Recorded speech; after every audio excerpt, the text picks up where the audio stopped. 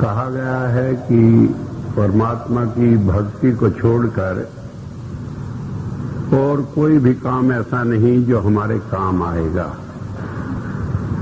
लेकिन सवाल ये पैदा होता है कि आज गुरु पूर्णिमा के दिन परमात्मा की भक्ति और उपासना को छोड़कर हम गुरु की पूजा में क्यों लग गए। कभी कभी तो ऐसा लगता है कि आए थे हरि भजन को पोटन लगे कपास, कि करनी थी परमात्मा की भक्ति और पड़ गए किसी गुरु के, संत के, महात्मा के या किसी दूसरे के चक्कर में।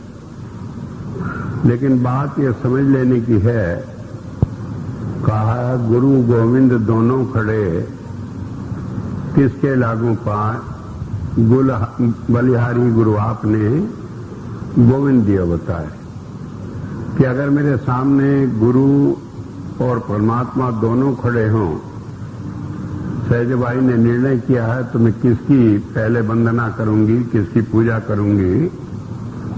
कहने लगे मैं तो गुरु की करूंगी। क्यों? कि गुरु ने मुझे परमात्मा की प्राप्ति कराई, बताया। लंबा शब्द है, इसमें आगे कहा कि गुरु परमात्मा हमेशा मेरे अंतर में रहता रहा, लेकिन मैं उसे जान नहीं पाई। जब गुरु की कृपा हुई तो मैंने घर बैठे ही परमात्मा को पा लिया। तो बात यह समझ लेने की है कि जब हम गुरु की पूजा करते हैं तो केवल इस कारण करते हैं कि उसने हमें परमात्मा की प्राप्ति कराई, या हम इस गुरु पूजा के पर्व को थैंक्स गिविंग डे कह सकते हैं कि हम परमात्मा का धन्यवाद कर रहे हैं कि उसने अपने पुत्र को, उसने किसी मनुष्य को जो हमारा सहजातीय था उसे हमारे बीच में भेजा, जिससे हम परमात्मा की भक्ति कर सकें, उसकी प्राप्ति कर सकें। क्या जरूरत है सहजातीय को भेजने की? क्योंकि जब तक मनुष्य को मनुष्य नहीं मिलता तब तक और कोई इसे लाख समझा ले ये परमात्मा की भक्ति कर नहीं समझ सकता और उसकी बात को समझ नहीं सकता। जैसे कि आप सभी जानते हैं कि परमात्मा के 33 रूप हैं, जिसमें 12 प्रकाश के हैं, 11 नाद के हैं, 8 सोम के हैं। इस तरह से ये 31 रूप अशरीरी हैं, जिसमें शरीर नहीं होता, अदृश्य हैं, जिसमें भौतिक चीज कुछ नहीं होती है, वो भी परमात्मा के रूप ही। और एक 32वां रूप संत का है कि परमात्मा मनुष्य के अंदर बैठकर काम करता है। अब इन 31 रूपों में परमात्मा हमें किसी तरह भी अपने गुणों को समझाता रहे, हमारी समझ में नहीं आता। जैसे कि हम जानते हैं कि मान लीजिए हम रात को सोए हैं, घर में कहीं रोशनी दिखाई दे तो हम चौंक उठेंगे, कौन आ गया, कहां से रोशनी आ गई।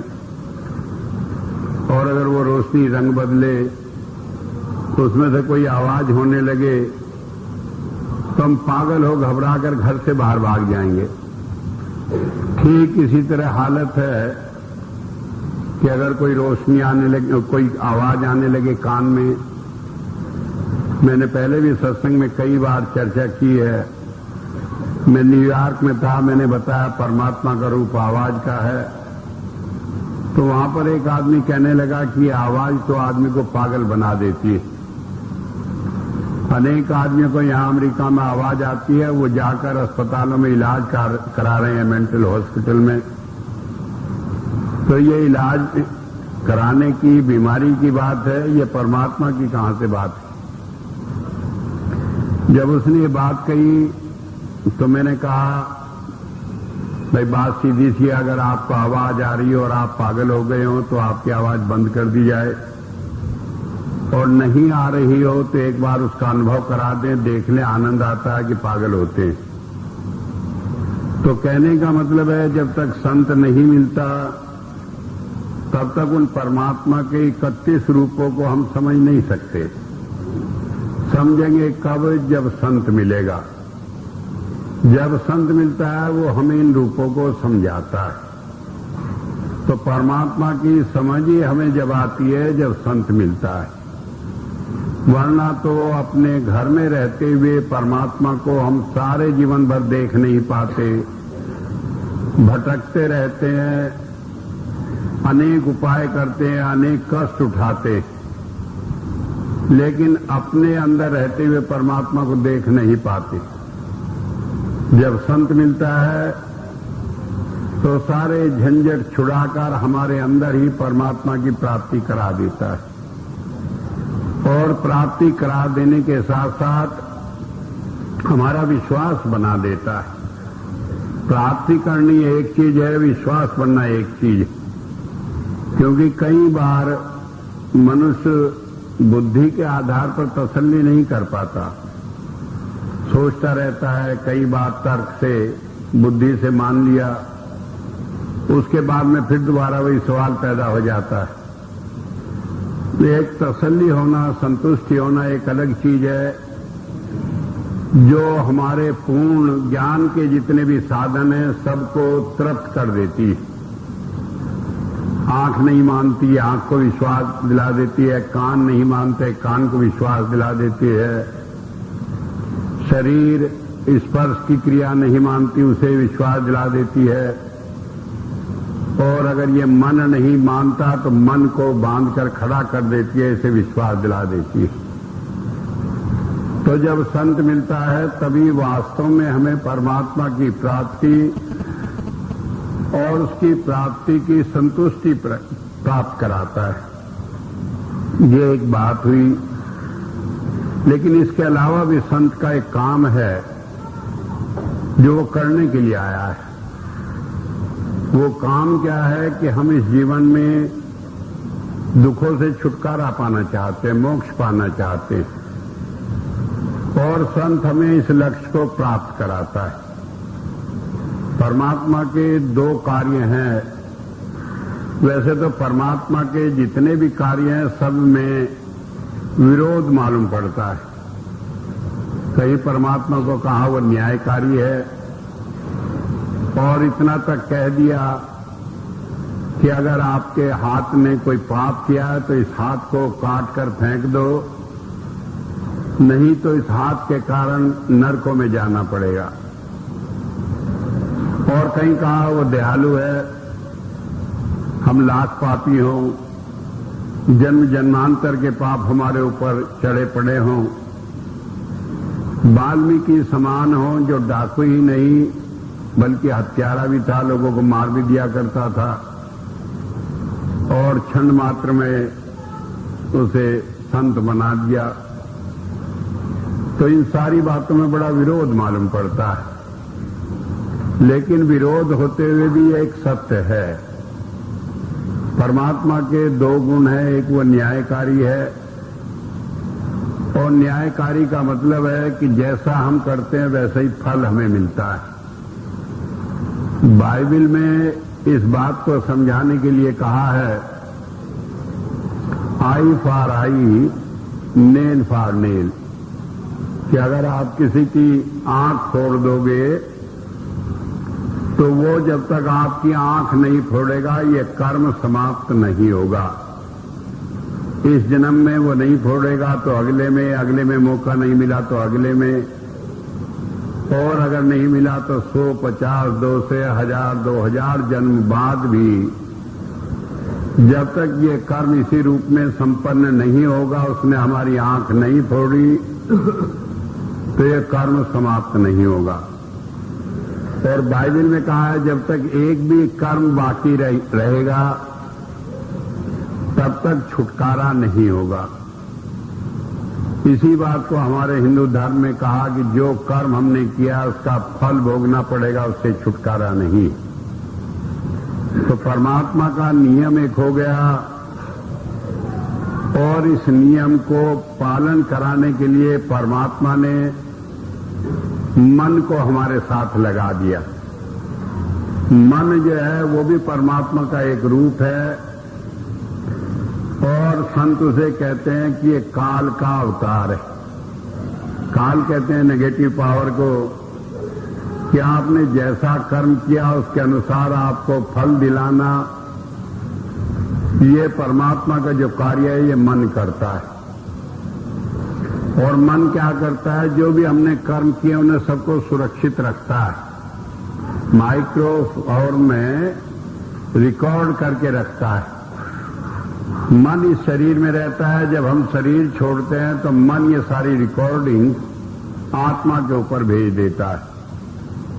तो इस तरह से जब दूसरा जन्म हम लेते हैं, मन फिर वहां से सारे कर्मों को लेकर उनके अनुसार उनका फल दिलाता है और इसमें कोई त्रुटि नहीं होती। तो परमात्मा का एक अवतार है काल का, जिसे हमने मन कहा है। मन को हम परमात्मा भी कह सकते हैं, मन को हम परमात्मा का दूत भी कह सकते हैं, मन को हम परमात्मा का ऐसा नौकर भी कह सकते हैं जो परमात्मा का काम करने के लिए आया है। वायसराय कह लो, प्रतिनिधि कह लो, कारिंदा कह लो, लेकिन उसका दायरा केवल नेगेटिव में है, पॉजिटिव कुछ नहीं कर सकता। अगर कहें कि किसी ने हमारी आंख फोड़ी और वो रियायत कर दे कि हम दूसरे की आंख न फोड़े, ये कर्म समाप्त हो जाए, ये मन नहीं कर सकता, ये उसके दायरे से बाहर की चीज है। तो इस तरह से इस संसार को परमात्मा ने कर्म प्रधान करके रख दिया।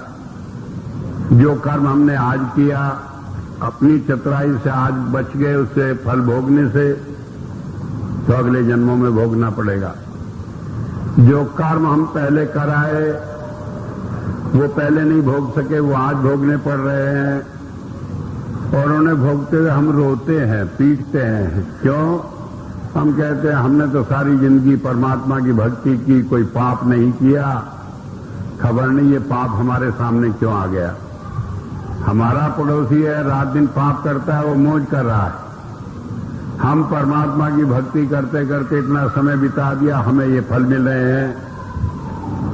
और इस सारी भूल में हम परमात्मा को गालियां निकालने लगते हैं कि परमात्मा का यहाँ इंसाफ नहीं, परमात्मा बड़ा बेरहम है।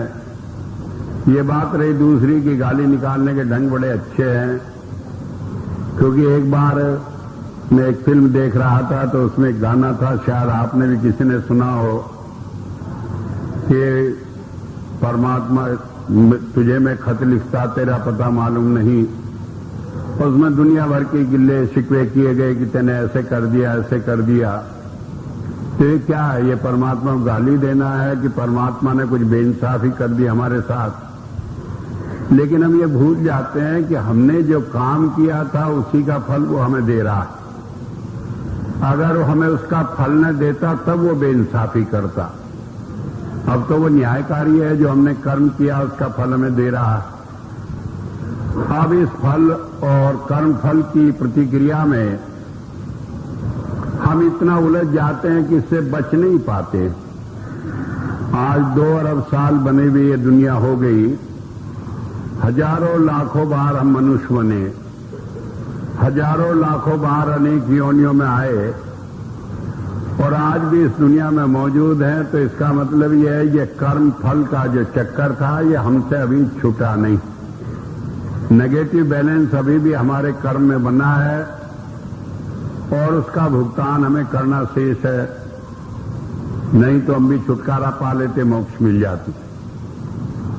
कई आदमी इसे समझने की कोशिश करते हैं, कई आदमी नहीं करते। एक बार एक कोई शिष्य था गुरु का, गुरु से कहने लगा कि क्या गुरु की कृपा के बिना छुटकारा नहीं है? तो गुरु जी कहने लगे नहीं। कहने लगे कुछ भी कर लें कि चाहे कुछ भी कर लो। अब वो थोड़ा और अपना कहने लगे चाहे कुछ भी कर लें। अब गुरु जी ने कहा इसकी कुछ भी तो खत्म नहीं होगी। कहने लगे भाई ट्राई करके देख लो, लेकिन हमारी समझ में तो छुटकारा है नहीं। कहने लगे अच्छा गुरुजी मैं तो भजन करूंगा। जंगल में चला गया और कहने लगा 1 घंटा नहीं 2 घंटा नहीं 24 घंटे ही भजन करूंगा। अब जंगल में बैठकर भजन करने लगा। अब पेट को तो भूख लगती है, टाइम हुआ भूख लगी, जंगल में कहां कुछ रखा था तो सोचा चलो पानी पी ले, पास में नदी है। वहां पर गया, जैसे पानी पिया देखा एक पेड़ था, उसके ऊपर एक अनार लगा था। कहने लगे जंगल में अनार लगा है, किसी ने बोया नहीं कुछ नहीं, उसने खाकर उससे पानी पी लिया, जाकर फिर भजन में बैठ गया। अगले दिन फिर भूख लगी, फिर चला गया नदी पर, देखा एक अनार वहां लगा था, फिर खा लिया, फिर पानी पी लिया। सिलसिला चलता रहा, कई साल हो गए भजन करते। अब उसका आखिरी समय हो गया, जाकर धर्मराज के दरबार में पेश हुआ। कहने लगे धर्मराज की बात बताओ भाई, तुमने बहुत अच्छे कर्म किए हैं, बड़ी भक्ति की है, तुम्हारा उसका हिसाब कर दें या तुमने गुरु धारण किया था उनकी कृपा से तुम्हें पार कर दें। कहने लगे ये भी कोई गुरु का एजेंट मालूम पड़ता है, ये भी गुरु जी के ही गीत गा रहा है। कहने लगे मैं तो भजन किया, मेरा तो हिसाब ही कर दो, मुझे गुरु कृपा चाहती तो महीना ले लेता नीचे ही, अब ऊपर क्या जरूरत है। कहने लगे अच्छा भाई खाता खोला कि तुमने एक दिन बड़ा भजन किया। कहने लगे हाँ 24 घंटे ही किया, कुछ भी नहीं सोचा। कहने लगे उसके बाद जब नदी पर गए तो तुम्हें वहां एक अनार मिला। कहने लगे हाँ। कहने लगे 1 दिन के भजन का फल 1 अनार दे दिया। कहने लगे 1 दिन के भजन का फल 1 अनार। कहने लगे मूर्ख तूने सोचा नहीं, अनार कहीं वहां जंगल में पैदा होना था, तेरे लिए विशेषकर पैदा किया। कहने लगे और कि रोज का हिसाब बराबर हो गया, रोज भजन करता रहा, रोज अनार मिलता रहा। अगर मान लीजिए 1 दिन ना देते, उस दिन भूख से तुम मर जाते। कहने लगे हिसाब तो बराबर हो गया। अब वो खड़ा कहने लगे जी अब बताओ और हिसाब क्या बाकी है।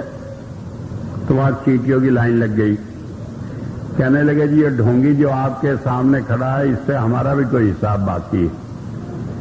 कहने लगे क्या हिसाब बाकी है कि जब रोज जाता था ये पानी पीने तो इसके पैर के नीचे दबकर हम सब मर गए। अब हमारा हिसाब करवा दो, ये चींटा बने हम मनुष्य बने तो ये मरे तो हिसाब बराबर हो। गिना तो कहने लगे तो लाखों हैं। कहने लगे लाखों जन्म तुम्हें चींटे के लेने पड़ेंगे और इन्हें मनुष्य के लेने पड़ेंगे। अब एक मनुष्य का जन्म लेगा तो वो मरेगा, तब दूसरा लेगा तो मरेगा। कहने लगे ये तो करोड़ों साल का हिसाब हो गया। कहने लगे मेरी तौबा, मेरा हिसाब यही हो गया, मैं तो गुरु कृपा से ही चाहता हूं पार हो जाए। तुम्हें बता रहा था कि नेगेटिव के चक्कर में ये सारे कर्म आते हैं जो हम करते हैं, और इन कर्म का प्रेरक होता है हमारा मन। तो जिस काम को हम मन के आधार पर करते हैं, बुद्धि के आधार पर करते हैं, जहां तक हमारी दृष्टि जाती है वहां तक मन हमारा गुरु होता है। और जो हम काम करते हैं वो काल के दायरे में करते हैं और इनसे छुटकारा होता नहीं। अगर इनसे छुटकारा हो सकता तो आज हम यहां दुनिया में बैठे हुए न होते। कारण ये होता है कि मनुष्य कहीं भी विचलित हो जाता है। मान लिया सारी बुद्धि लगाकर हमने सब कर्मों से अपने को अलग कर लिया, ये मन तो हमारे बस में नहीं। और मन से अगर हमने किसी का बुरा सोच लिया तो वो भी एक कर्म है। कहा काम काम सब कोई कहे, काम न जाने कोई, मन की जितनी कामना काम का हमें सोए। मन में अगर एक बार विचार कर लिया कि इसका बुरा हो जाए तो वो भी बुरा करने के बराबर है, उसका फल भी वही मिलना है। तो मन को क्या करेंगे, ये तो बस में है नहीं। इसे तो हमने गुरु बना लिया, इसके तो आज्ञाकारी बन गए, इसके तो कहे में चलने लगे। तो ऐसी हालत में दुनिया में किसी तरह भी छुटकारा नहीं। दूसरा रास्ता होता है संतों का। परमात्मा ने जब देखा कि जीव परेशान है और छुटकारे का कोई रास्ता नहीं तो संत को इस संसार में भेजा और उसे कहा कि वो परमात्मा का काम करे। बताया बाइबल में इमोस 3:7 में, Lord God does nothing except he reveals his secret counsel to his servants the prophet, कि परमात्मा कुछ करता ही नहीं, वो तो बैठा है अपना आराम से और वो क्या करता है कि अपने भेद को, अपने ज्ञान को संतों में भेज देता है और संत से कहता है तुम ही काम करते रहो। हमारे यहां भी कहा है कि भगवान विष्णु तो क्षीर सागर में आराम कर रहे हैं, लक्ष्मी जी पैर दबा रही हैं, मौज कर रही हैं, उन्हें कुछ दुनिया से लेना देना नहीं। और संतों को कह दिया कि तुम काम करो। बाइबल में संत को कहा कि वो नौकर है परमात्मा का, हम कहते हैं कारिंदा है, या दूसरे रूप में हम कहने लगे वो परमात्मा का अवतार है, परमात्मा उसी रूप में बैठकर उसके अंदर काम करता है। तो एक बात समझ लेने की है, मन भी परमात्मा का ही रूप है और संत भी परमात्मा का ही रूप है, लेकिन इनकी ज्यूरिडिक्शन अलग अलग है। मन जो है वो कर्म के क्षेत्र में काम करता है, कर्म का फल देता है, उसके बाहर उसकी कोई ताकत नहीं। संत परमात्मा की इच्छा में रहता है, परमात्मा के आदेश से काम करता है, उसका अपना कुछ नहीं चलता। कहने को तो वो सब कुछ करता है, लेकिन करता है परमात्मा की इच्छा से।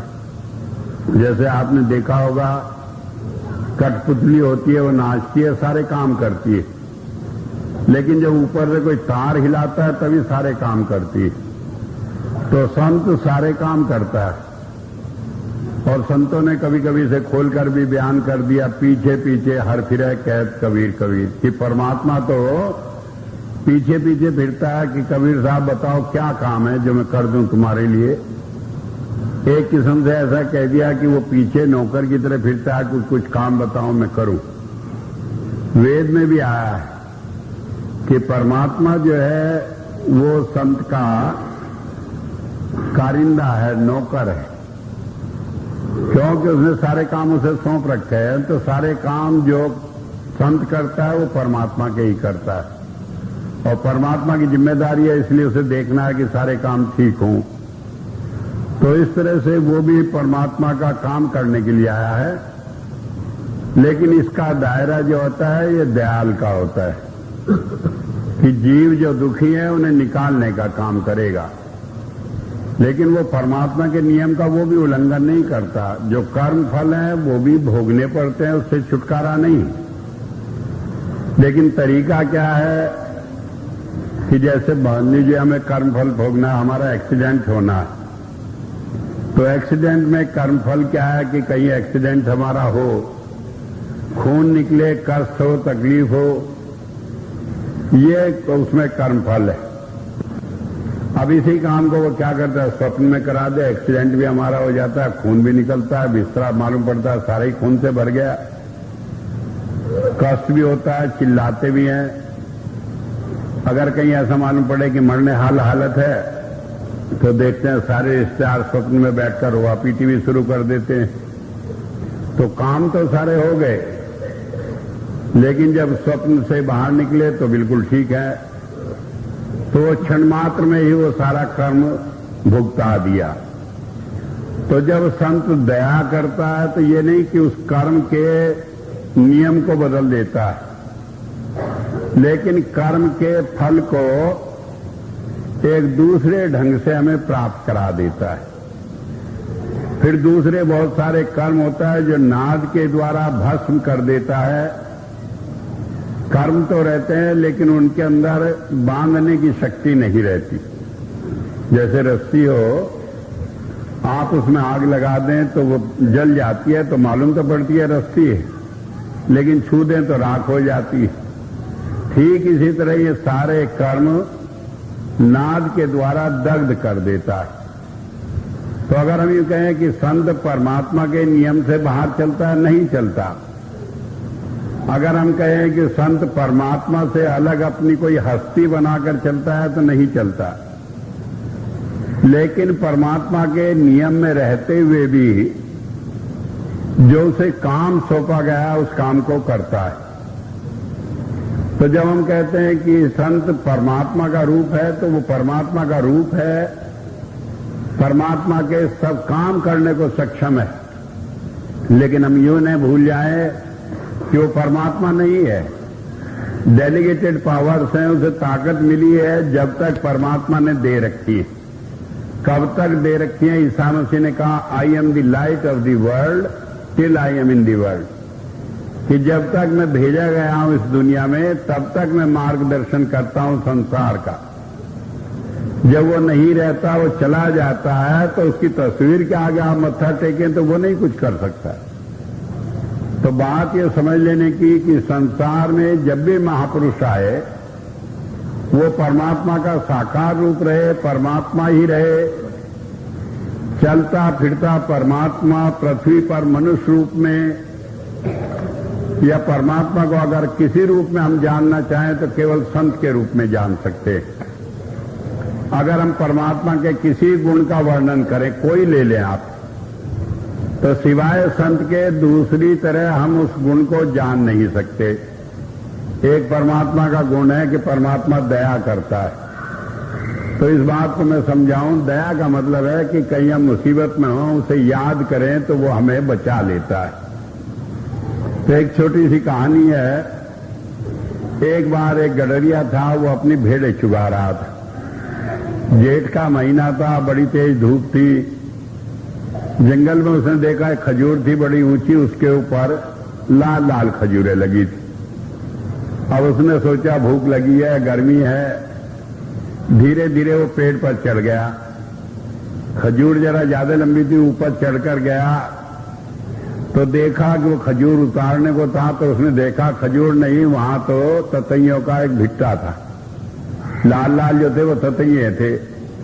अब वो घबरा गया कि अगर उड़ के काटने लगेंगे तो मर जाएगा, बड़ा बुरा हाल होगा।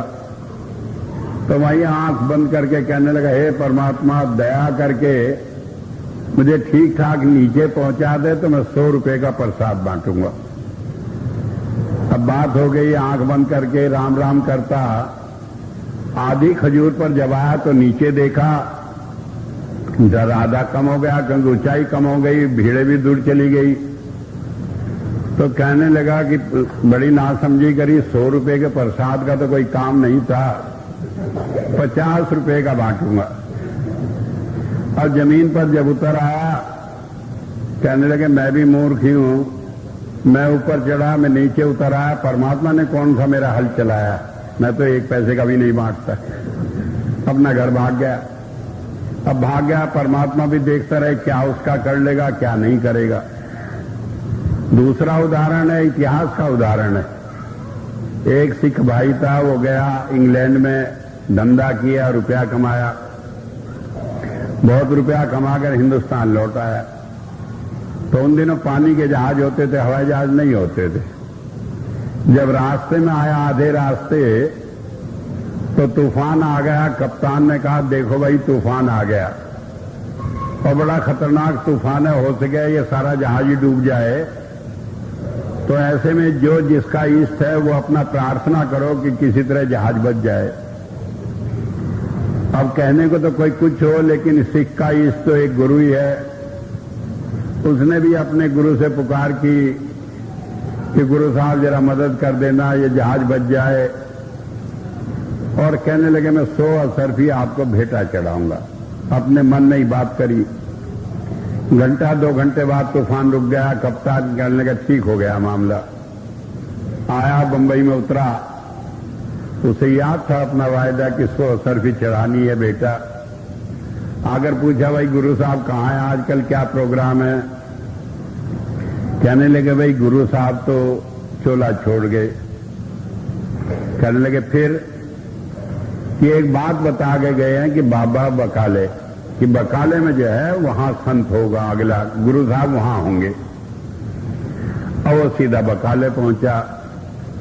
पूछा गुरु, कहने लगे गुरुओं की कुछ कमियां है, यहां तो लाइन की लाइन लगी पड़ी है। कहने क्या मतलब कि बहुत सारे गुरु हैं यहां तो। क्यों? जब पता लग गया बकाले जैसा गुरु बनना था, वही जाकर वहां एक कोठरी ले ली किराए पे, वही बैठ गया अपना दुकान लगाकर। अब वो भी बढ़िया आदमी था। तो इस तरह से बताया कि वो एक कर्म के अनुसार कर्म होए सतगुरु मिलाए। जब हमारा भाग होता है तभी संत मिलता है। रामचरितमानस में भी कहा, अब मोह भाव रो सन्मंता, बिन हरि कृपा मिले नहीं संता। तो जब हमारा भाग होता है तब वो मिलता है। तो इसलिए वेद ने कहा कि वो परमात्मा का रूप है, लेकिन किसके लिए? जिसके भाग में लिखा हुआ था। धुर्मस्तक लिखा पाया, जिसके भाग में लिखा है वही उसकी शरण में जाता है, वही स्वीकार करता है, वही कहना मानता है, वही नाम लेता है। न हमारे हाथ में नाम लेना होता है, न उसके हाथ में देना होता है। ये तो निमित्त मात्र बनाए हुए। तो कहा कि वो परमात्मा का रूप है। लेकिन कई आदमी कहते हैं, अरे हम तो कई बार गए, हमें कुछ मिला नहीं। और कई बार कहते हैं कि हमें तो घर बैठे बुला लिया। तो ये क्या होता है? ये हमारे कर्म का फल होता है। कर्म का फल हमें मिलना है। इस कर्म फल में एक जगह रुकावट हो जाती है। उस कर्म फल को काट कर वो दया कर देता है। अगर हम इस मन के चंगुल से छूटकर उसके ध्यान में लग जाए कि कहने लगे कि ये काम होना है, कहने लगे देखो आज सत्संग रख लिया, दुकान खुलने का दिन है, नहीं जाने कितनी बिक्री हो, सुबह का है, आज गुरु पूर्णिमा है, लोग कितना सामान खरीद के ले जाएंगे। और अगर ध्यान एक बार सोच लें, कहने लगे जो हमारे भाग में लिखा है वो मिलना है, उसे कौन टाल देगा कि हम तो जाएंगे गुरु दर्शन को। तो यहां कर्म के ऊपर पैर रखा जाता है, दब जाता है कर्म, और गुरु कृपा प्रधान हो जाती है। तो अगर हम इस कर्म के फल से छूटना चाहते हैं तो हमें इस मन के ऊपर अपना पांव रखना पड़ेगा। और जब हम ये पांव रख लेते हैं तो फिर हमें वो परमात्मा का रूप अपने आप मालूम पड़ने लगता है। जब हम केवल उसका इम्तिहान लेने जाते हैं, लोग कसौटी लेकर जाते हैं, कहने लगे हमारा ये काम हो जाए तो ये होगा।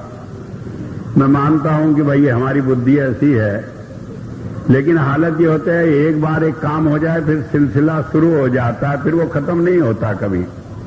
अगर एक बार ये हो जाए, चलो भाई हमने एक बार टेस्ट कर लिया कि गुरु है, संत है, कृपा हो गई, आगे भूल जाए तो फिर काम हो जाता है। लेकिन अब हम नहीं सोचते तो फिर हम उसी चक्कर में पड़े रहते हैं, मन को ही आगे करके रखते हैं। तो वेद में इस बात को बड़ा समझाकर कहा है कि वो हमारा व्यक्तिगत मामला है, वो हमारे लिए है तो परमात्मा का रूप।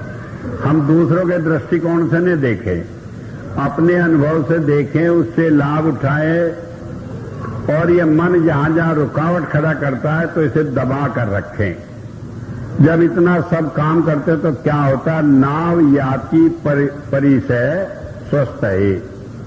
परिसय का मतलब परि माने सम्यक रूप से, सह माने मौजूद, हमारे सामने जो वो है कि जो देहधारी संत हमारे सामने मौजूद है, वो क्या करता है? नाव याति, कि वो हमारे लिए नाव लगा देता है। इस भवसागर को पार करने के लिए नाव लगा देता है। वो नाव क्या है? वो नाम की नाव है। इस सारी दुनिया के झंझटों से पार करने के लिए वो हमें नाम दे देता है। अब नाम क्या है और नाव क्या है? मान लीजिए आप कहीं समुद्र में तैर रहे हो, तो वहां जल ठंडा होगा तो उससे दिक्कत होगी, नमकीन होगा तो उससे खुजली लगेगी शरीर में, उसमें लहर उठेंगी तो उससे ऊंचे नीचे में परेशानी होगी, कोई जानवर आ जाए मुंह खोलकर लपक ले तो तमामी जीवन ही चला जाएगा। तो ये सारी परेशानियां। लेकिन नाव में आप बैठ जाते हैं, ना तो जल ठंडा लगा, न लहरें इतनी परेशान करती, न और कोई खतरा। तो ठीक इसी तरह भवसागर में जितनी भी कठिनाई है, इन सब से पार उतारने को वो नाम हमें देता है। नाम के 3 रूप हैं, एक प्रकाश का, एक नाद का, एक सोम का। प्रकाश से देकर हमारा अंधकार मिटाता है, जहां जहां आवश्यकता होती है हमारा मार्गदर्शन करता है। नाद से वो हमें भटकने से बचा लेता है, हमारे मन को रोक लेता है। हमारे यहाँ हिंदू धर्म में कई बार हमने देखा होगा, एक तस्वीर टंगी रहती है घरों में कि भगवान कृष्ण 1000 फनों वाले सांप को नाथ रहे हैं। तो अलंकार है धर्म पुस्तकों में, चाहे वो बाइबिल हो, चाहे कुरान शरीफ हो, चाहे वेद हो, सब में इस मन को सांप कहा है। तो ये 1000 फनों वाला सांप हमारा मन है। और ये कब मरता है? जब बांसुरी की आवाज हम अंतर में सुनते हैं। तो बताया कि संत उस नाद को सुनाकर हमारे मन को मारता है। आज हम कहते हैं कृष्ण के अंदर एक जादू था। वो जादू क्या था? यही जादू था, दया कर दी, लोग नाद सुनने लगे तो मन उनका बस में आ गया, लोग उसके दीवाने हो गए, पीछे पीछे फिरने लगे। आज हजारों लाखों साल हो गए कृष्ण को, हम उसकी सारी बात भूल कर, कहीं गोपियां याद रह गई, कहीं बांसुरी याद रह गई, और असली चीज को हम भूल बैठे। तो इसलिए बताया कि वो हमें नाव रूपी नाद की नाव को लगाकर हमें इस भवसागर से पार करा देता है। अब उसमें थोड़े झटके तो लगते हैं, ये नहीं होता कि कुछ नहीं होता, क्योंकि नाव में भी आप बैठेंगे, जब लहरें ऊपर नीचे होंगी, कई दफे पटके जाएंगी, कई दफे उल्टी हो जाती है, जो पानी के जहाज में चलते हैं उन्हें भी, लेकिन जो कष्ट होना था उससे वो बहुत कम होता है। और कम होता है, इस बात की क्या पहचान है? वेद कहता है स्वस्थ है, कि वो आखिर में हमारा कल्याण करता है। उन सारी चीजों के बाद में हमारा कल्याण का रास्ता प्रशस्त कर देता है, हमें भलाई के रास्ते पर ले जाता है। अब भलाई क्या है, ये बात सोचने की है। भलाई इसी बात में है कि हम परमात्मा के साथ हमारा प्यार जुड़े, दुनिया में हम फंसे न रहे। अब कहें ये तो बड़ा आसान काम है, घर बार छोड़कर चले, महात्मा जी बन जाए, सिर घुटाले बन गए, छोड़ दिया सारी दुनिया। तो ये ऐसे नहीं छूटती, क्योंकि ये दुनिया हमारे शरीर से नहीं, हमारे मन से बंधी है। जब हमारा मन इसमें जाने लगता है तो रात दिन इसी का ख्याल आता है। जब मन इससे हट जाता है तो हम दुनिया में रहे तो दुनिया में फंसे हुए नहीं होते। तो ये हमारे मन को बस में करता है, तभी ये दुनिया हमसे छूटती है। और जब बस में नहीं होता मन, तो हालत ये हो जाती है कि महात्मा बन गए, सब कुछ छोड़ दिया, घर परिवार, फिर जाकर रोज किस्से होते हैं, कितने महात्मा कितनी लड़कियों को लेकर भाग गए, कहीं किसी का धन छीन लिया, कहीं किसी की हत्या कर दी, कहीं जो दुनियादारी में बुरे से बुरे पाप होते हैं वो यही महात्मा ही करते। क्योंकि जब तक मन जाए या मरा नहीं, तब तक कोई महात्मा नहीं हुआ। शरीर में कपड़ा रंगा लेने से, सिर घुटा लेने से कोई महात्मा नहीं हो जाता। और अगर आपने मन को बस में कर लिया तो चाहे आप किसी रूप में रह रहे हैं तो आप महात्मा से कम नहीं। तो इसलिए बताया कि जब संत मिलता है वो हमें वो नाव लगाकर हमें इस संसार से, भवसागर से पार करा देता है, हमारे कल्याण का रास्ता खोल देता है। आगे बताया है अपने सो सुचत अज्ञम। आप कहते हैं सर्वव्यापक, और वो संत को कहा है, संत को कहा है वो सर्वव्यापक है, वो हमारे मन की सारी बात जानता है। और ये मन की बात जाना इसलिए नहीं, अभी एक ने बताया था कि संत जादूगर होते हैं जादूगर, वो भी हमारे हम पेशा ही थे, लेकिन वो इस जादूगरी को अपने काम के लिए कि परमात्मा की भक्ति में लोगों को लगाएं, उसमें लगाते हैं। इसमें कोई दो राय नहीं, संत सारी बात जानते हैं जो हमारे मन में होता है, लेकिन केवल उसी बात का उपयोग करते हैं जो परमात्मा की भक्ति में सहायक हों। बाकी और सारी चीजों को छूते नहीं, और कोई बात उनसे छिपी नहीं होती। हम अपने मन से चाहे जितना सोच लें, ऐसा कुछ नहीं होता जो संत से छिपाओ। कई बार हम अपने मन से, बुद्धि से, चतुराई से कोशिश करते हैं उन्हें धोखा देने की, लेकिन बाद में हम ही धोखा खाकर रह जाते हैं। तो हुआ ये, जब बताया कि वो सर्वव्यापक है तो उसका उपयोग क्या करता है? वो जानता है हमारे मन की क्या हालत है, वो जानता है कहाँ हमें कोई सहायता पहुंचाकर हमारी मदद करके वो परमात्मा की भक्ति में लगा देगा, कहाँ वो जानता है कि ये चीज मिल जाने से हम लालची बन जाएंगे और उल्टे रास्ते पर चलेंगे। तो जैसा ठीक समझता है वैसा वो करता हुआ हमारे को पापों से छुड़ा लेता है। ये पाप से छुड़ाना क्या है? पाप की एक ही परिभाषा है कि जो चीज हमें परमात्मा से दूर कर दे वो पाप, जो चीज हमारे अंदर परमात्मा का प्यार पैदा कर दे, उसकी याद आए, मन करे हम परमात्मा की भक्ति में रहे, वो पुण्य है। तो वो हमारे अंदर क्या पैदा करता है कि सारी चीजों की जो इच्छाएं भरी पड़ी हैं, इन्हें निकाल कर एक परमात्मा की इच्छा पैदा करता है। हम तो मतलब ही आदमी है, सोचते हैं हमारा एक काम बन जाए तो ढंग निकालता है कि भाई परमात्मा की याद करो, उससे ये काम भी बन जाएगा। ये काम तो बन जाएगा लेकिन परमात्मा के निमित्त बनेगा। तो इस तरह से कहीं किसी रूप में जहां हमारी बुद्धि उसके साथ मेल खाती है, उसी तरह से करके वो हमारे मन को परमात्मा की तरफ लगा देता है और इस तरह पापों से हमें छुड़ा लेता है। तो वेद ने कहा कि वो सर्वव्यापक है, इसका प्रदर्शन वो दुनिया में नहीं करता फिरता, क्योंकि कई बार हम देखते हैं वो भुलावा भी करता। हम गए, कई रास्ते में एक्सीडेंट हो गया, चोट लग गई, पट्टी बांधे, ऊपर से जाकर पैर छुए, कहने के भाई ठीक ठाक आए। कोई पूछे आप सर्वव्यापक है तो ठीक आए, अभी तो हाथ पैर तुड़वा कर आए, तो कहां से ठीक ठाक आए? तो क्यों करता है कि हमारा ख्याल ये न बना रहे कि वो सर्वव्यापक है। क्योंकि अगर हमें ये मालूम हो जाए कि आदमी सारी हमारी बात जानता है, हम क्या किए हैं, तो हमारा मन भी नहीं करता मुंह दिखाने के लिए। जो सोचते हैं कई दफे तो हमने उसी के लिए बुरा सोचा है, तो अब किस मुंह से उसके पास जाए। लेकिन वो क्या करता है, भूल भुलावा करे रखता है कि मन है, उसके उलझन आ जा रहे, इन्हें कुछ भी मालूम नहीं है, ऐसे ही कह देते हैं कि संतो सब जानने वाले। और जहां इस भलावे में पढ़कर हम दूर हो जाते हैं, वहां फिर वो जचा देता है किसी बात। तो इसलिए बताया कि सर्वव्यापकता के गुण से वो हमारे मन के साथ रहकर हमें पाप से दूर करता है।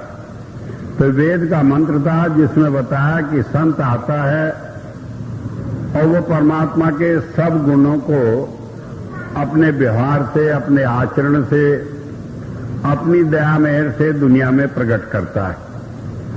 वो हमें नाव समान इस संसार से सारे कष्टों से पार करा ले जाता है और सारे पापों से छुटकारा दिला देता है। और इस सरलता से छुटकारा दिला देता है कि जो लाखों वर्षों तक हम छुटकारा पाने का कोई तरीका नहीं ढूंढ पाए, तो थोड़ी सी देर में ही उस सबसे छुटकारा हमें दिला देता है। इस तरह से बताया कि वो हमें परमात्मा की भक्ति के मार्ग पर लगाता है, इसलिए हम उसके एहसानमंद हैं, इसलिए हम उसका शुक्राना करते हैं, इसीलिए हम उसकी पूजा करते हुए भी हम केवल शुक्राना करते हैं, पूजा केवल परमात्मा की करते हैं, परमात्मा की प्राप्ति के लिए हम उसकी वंदना करते हैं। तो एक बात ये समझ लेने की है, संत सिवाय परमात्मा की भक्ति के हमें किसी और काम पर न लगाते हैं, न हमें कहीं उलझने देते हैं। अगर हम मन से कहीं उलझ जाए तो हमें निकाल लेते हैं उस सारे झंझटों से और धीरे धीरे इस रास्ते पर चलाकर हमें परमात्मा की प्राप्ति कराकर, मोक्ष प्राप्त करा के जीवन के लक्ष्य को प्राप्त कराते हैं। तो आज ये इतनी बात कहकर ही मैं अपनी बात को समाप्त करता हूं।